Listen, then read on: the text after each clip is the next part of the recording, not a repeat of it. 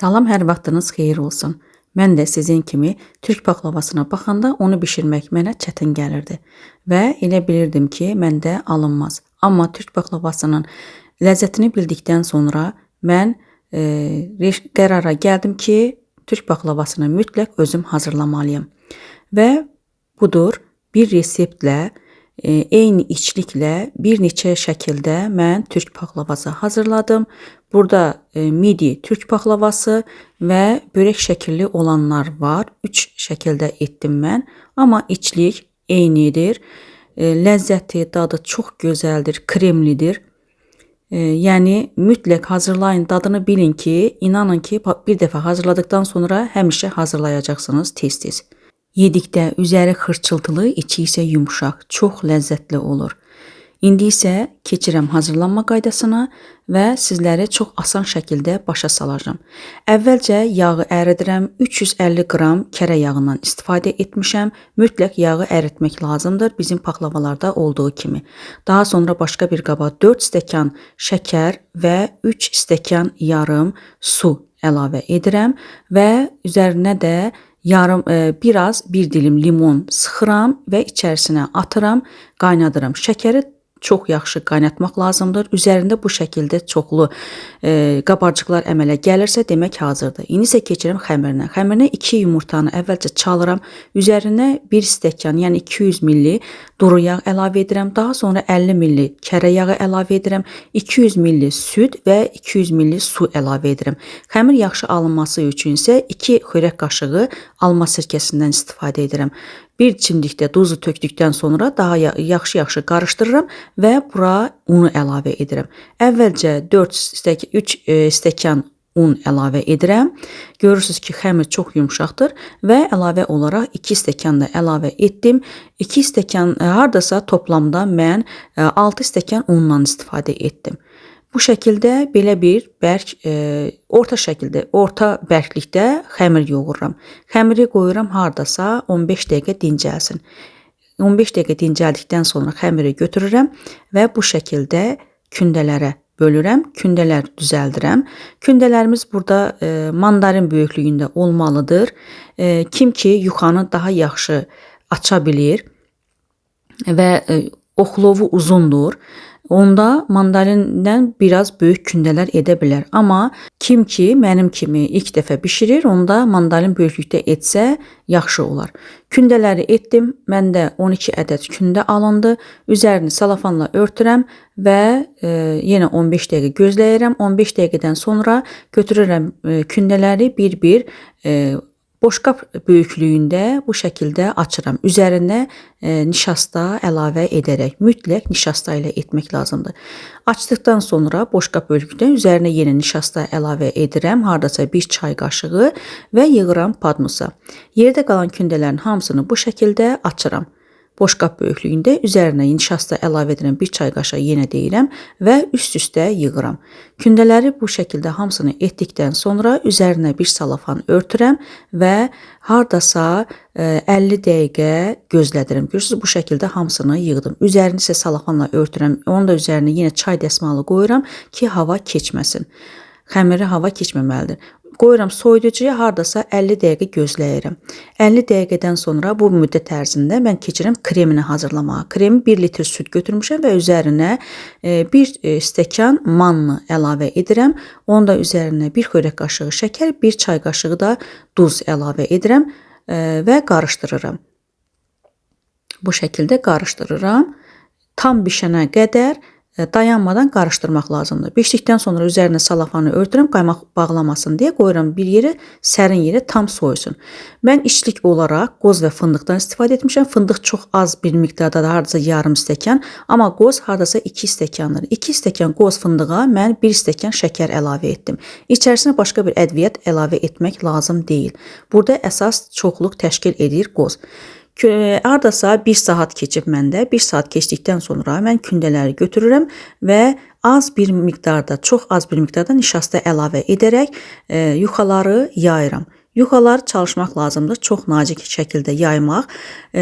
Nişasta əlavə etdikdə yuxalar çox asan şəkildə yayılır, çox nazik olur. Çalışın nişastadan az istifadə edin. Bir də ki, kartof nişastasından deyil, qaradal nişastasından istifadə etsəniz daha yaxşı olar. Ümumiyyətlə şirniyyatlarda qaradal nişastasından istifadə etmək məsləhət görülür. Gördüyünüz kimi bu şəkildə nazik şəkildə mən açdım. Daha sonra oxlova bükürəm yuxanı. Bu şəkildə qırışdırıram. Hamısını etmək çox asandır. Sizə çətin gəlməsin. İnanın ki, əgər işə başlasanız, görərsiniz ki, hər şeyi etmək çox asandır. Bu şəkildə açıram. Özünüz görürsünüz ki, artıq qırış-qırış olub və orta hissədən başlayıram qarmoşka kimi yığmağa bu şəkildə. Qarmoşka kimi yığdım və içliyi götürürəm.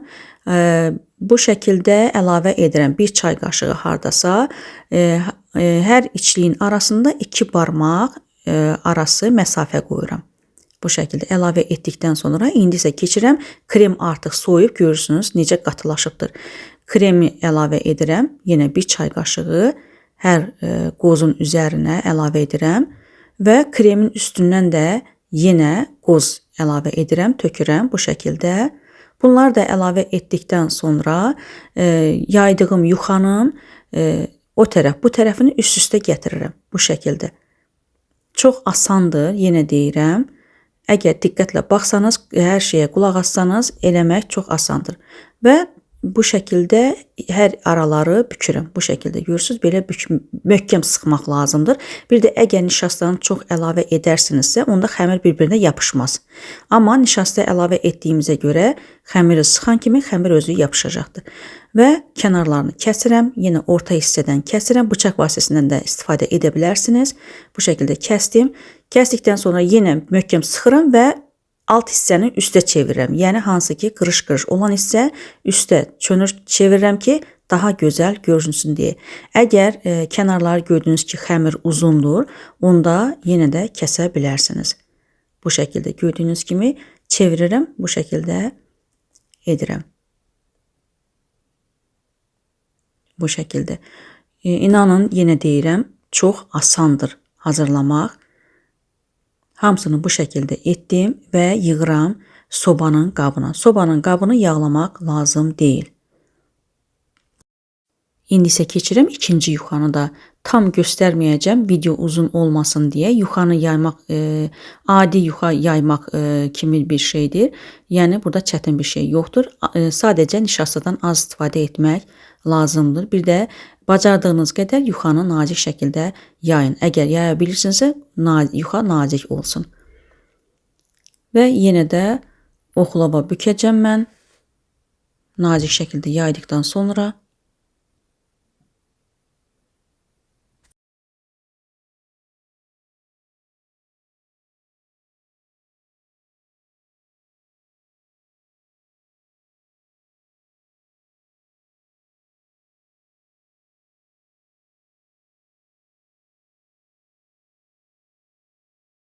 yenə gördüyünüz kimi qırışdırdım. Daha sonra açıram. Əgər açan zaman biraz cırıq əmələ gələrsə yuxada, heç də narahat olmayın. Bunlar hamısı ola bilər. Əvvəlcə açıram yuxanı, daha sonra tən ortadan qarmoşka formasında bu şəkildə yığıram.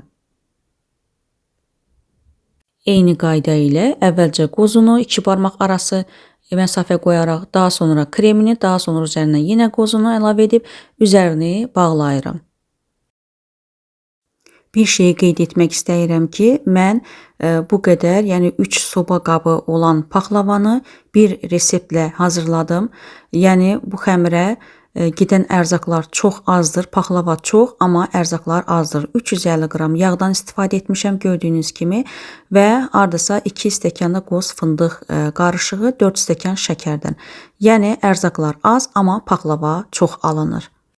Burada bir şey də deyim ki, mən bişirən zaman yedikdə belə qərara gəldim ki, kremini daha çox qoysaq daha yaxşı olar. Yəni bir çay qaşığı, mən yarım çay qaşığına etdim. Bir də burada belə bir şey göstərim sizə. Əvvəlki yuxalardan, kənarlardan qırılan, kəsdiyimiz xəmiri heç də atmırıq. Gördüyünüz kimi üzərinə qoyub və üzərini bağlayırıq. Yəni xəmiri atmırıq. Onları da istifadə edirik. Yenə ağzını bağlayıram, bu şəkildə möhkəm sıxıram və tən ortadan kəsirəm. Daha sonra alt hissəni üstə çevirirəm, yenə uclarından bərkidirəm.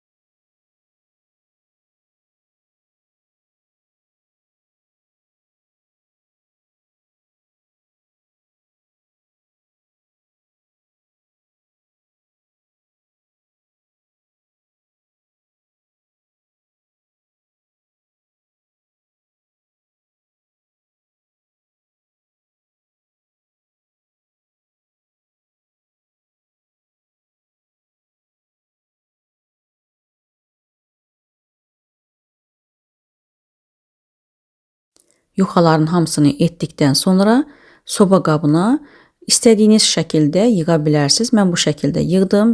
Daha maraqlı şəkildə də yığmaq olur.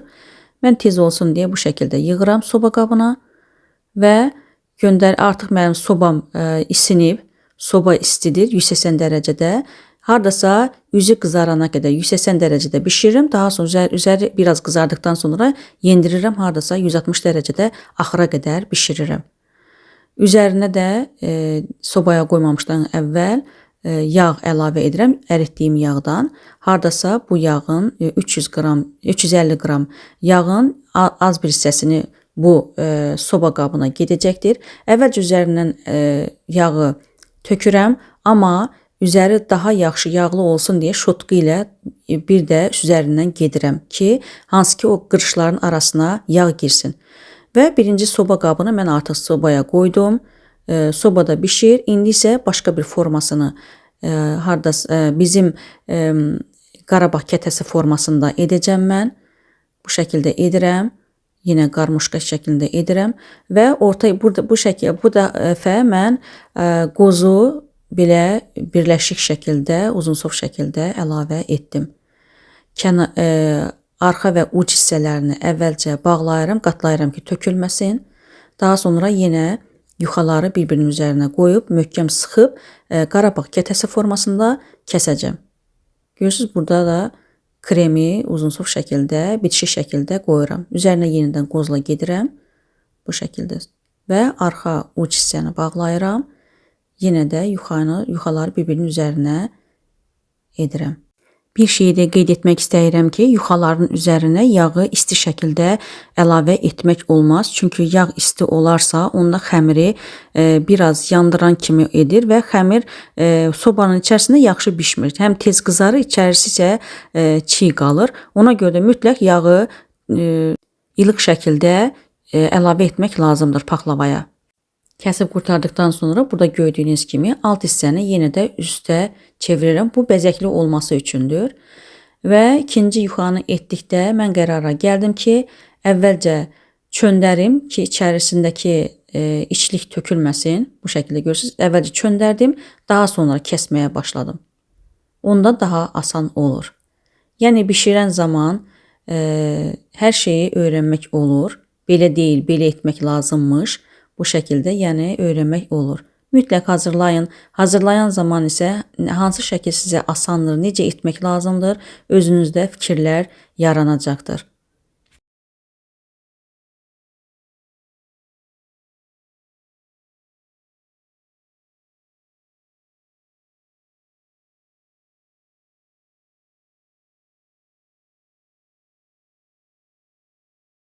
İkinci soba qabı hazır oldu. Bu isə üçüncüdür. Üçüncünü də eyni şəkildə edirəm. Burada isə bunu börək şəklində mən kəsəcəm. Bu ikinci soba qabıdır. Üzərinə yağı əlavə edirəm. Artıq birinci paxlavam, birinci soba qabı bişmək üzrədir. Ona görə ikincini hazırlayıram ki, sobaya qoyum. Artıq birinci soba qabındakı olan midi paxlavalar görürsünüz ki, hazırdır. Üzərinə şirəsini əlavə edirəm. Şirə burada ilıq şəkildə olmalıdır, amma paxlava isti şəkildə. Gördüyünüz kimi şirəni əlavə etdikdən sonra mən şotqu ilə üzərindən bir də gedəcəm. Çünki qatların aralarına şirənin girməyini istəyirəm. Bu şəkildə gördüyünüz kimi şotqa ilə üzərinə gedirəm.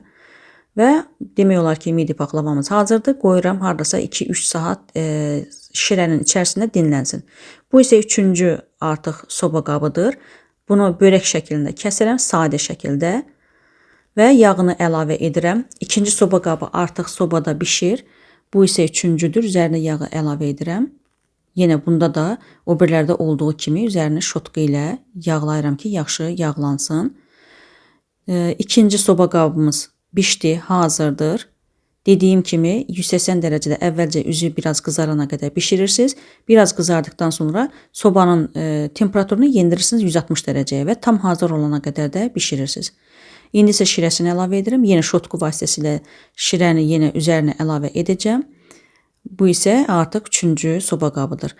Gördüyünüz kimi hər 3 soba qabı hazır oldu. Bir xəmirdən 3 müxtəlif şəkildə paklava hazırladım.